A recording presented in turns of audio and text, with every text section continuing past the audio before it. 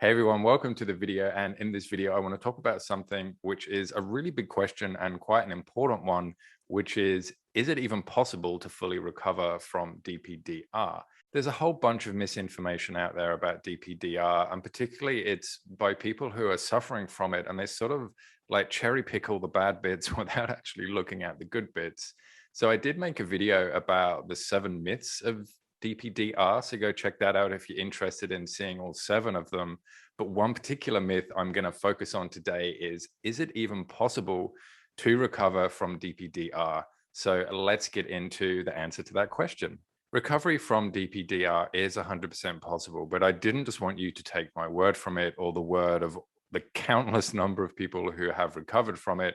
So I went to WebMD and basically looked it up there. And this was written by a doctor of medicine. And she basically, let's have a look at what she said. She said, what is the outlook for people with depersonalization disorder? Complete recovery from depersonalization disorder is possible for many patients. So in other words, without treatment, it'll probably just stay how it is, or it'll get worse. So please take this as a bit of hope. It is 100% possible to recover from DPDR if you've had it for 20 years, or if you've had it for 2 years or 2 months or however long. So now that you know it is possible to recover, how do you treat it? How to treat DPDR? I'll run through these very quickly. There's psychotherapy, which is basically psychology, psychiatry, that type of stuff, cognitive behavioral therapy, medication. Medications are generally not used to treat dissociative disorders. So basically what that means is you can't cure DPDR with meds. Family therapy. This is used to educate the family. There's more creative therapies like art therapy, music therapy, or there's clinical hypnosis, which is also called hypnotherapy, which is a technique that uses relaxation to, dive into the consciousness all there. And that's more of a lot of the lines of what I do in terms of coaching, where, it's allow people to explore your thoughts, feelings, and memories, and how it's all linked to your subconscious mind and your conscious mind and all that type of stuff. To sum up all this, meds don't cure DPDR. Talk therapy is best. It's good to educate your family. Many types of talk therapy will work. Look at all this stuff. All this stuff is how you treat depersonalization, derealization. Instead of getting help with this, you'll probably do some of these other things instead.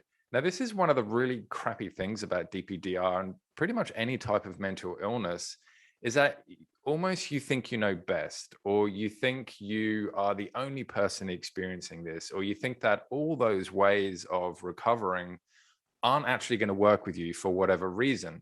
This does hold a lot of people back. I'm going to tell you some hard truths, and they aren't sugar-coated, so prepare yourself. So instead of getting help, you'll tell yourself it's just not possible to recover. If you believe this lie, you're just limiting your ability to recover.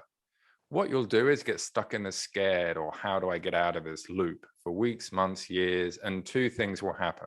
1, you'll eventually become used to DPDR and it'll become part of your everyday life.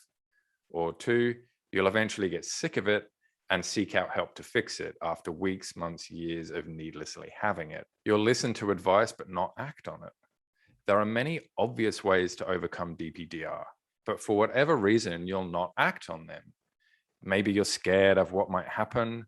Maybe having it feels more comfortable because at least you know what it's like. Maybe you wear it as a badge of honor so you can talk to others about what you've got. When you keep making excuses and not acting on the advice, nothing will change. Putting in the same actions will give you the same results. What results are you getting right now? Because if you keep doing what you're doing right now, you'll get those same results tomorrow. There's actually a really good sort of psychological saying about this, which is the actions that we did in the past will dictate the actions of the future. In other words, what you've been doing in the past, you can almost predict that you're going to do that again in the future, because people are creatures of habit. We love habits. So think about that with you and your DPDR. What habits are you in? Are you in the habit of like looking at all this advice but never actually acting on it? Do you think that magically somehow tomorrow you'll wake up and feel better from this, even though you've done nothing about it? Instead of getting help, this is what you'll do instead. You'll ask the same questions over and over, and you'll get the same answers over and over. DPDR is tricky in that one of the symptoms is intrusive thoughts and questions. However, if you're talking with someone who can help you or in the forums and you've had those questions answered for you, what will asking them again achieve? Do you want to receive the same information again and again, or get your life back to how you want it? All of this comes down to one thing. It's all about choice. You have a choice with everything you do, and your ability to recover from DPDR is your choice. It's as simple as that. So what are you choosing to do? Are you choosing to blame other people, things for your problems? Or are you choosing to take responsibility to fix them? Are you choosing to do the things that don't really help you, like forever surf the forums? Or are you doing proactive things? Are you choosing to act on the advice and tips you get? Or are you just reading them and doing nothing? Are you choosing to work on overcoming your DPDR, or choosing just to talk about it all the time? The choices you make will dictate whether you recover from DPDR or not. No one can make these choices for you. This is another biggie. Essentially, it is all about choice. You have choices, you have options. You're not trapped. You're not destined to be this way. Think right now, what are you choosing to do? Are you choosing to do the things you need to do to overcome this, or are you choosing to not do them? But that's the real amazing thing about it, is that you have a choice. Wow, you actually have a choice. You're not stuck like this forever. You don't have to be like this forever. You do have a choice. And when you realize that you do have a choice, that is so tremendously empowering, because then you could start to think, instead of things like, oh, I'll never recover from this. This is just my lot in life. Oh, my life sucks. And, I mean, sure, you feel that a little bit, perhaps at the beginning, or if you've had it for a really long time. But now you can realize, I actually have a choice. What am I going to do today? What choices am I going to make today to help me better overcome this? What choices am I going to make tomorrow to help me better overcome this? And if you do make different, more resourceful, better choices for yourself, then hey, you're putting in different inputs. So the chances are you're going to get out different outputs. Like, you will start to feel better. You will start to recover. You will start to see that there's hope.